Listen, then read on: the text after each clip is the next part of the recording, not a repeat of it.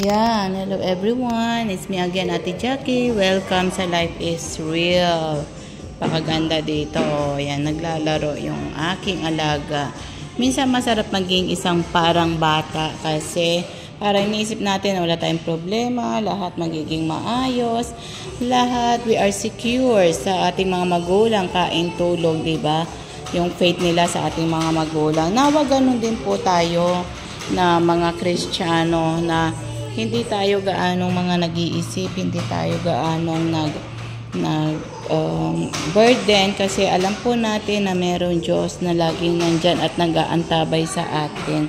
Laging nagbibigay sa atin ng kagalakan, kasiyahan at hindi niya tayo pababayaan sa anumang panahon, di ba? At laging magkaroon tayo ng kalakasan at kalusugan.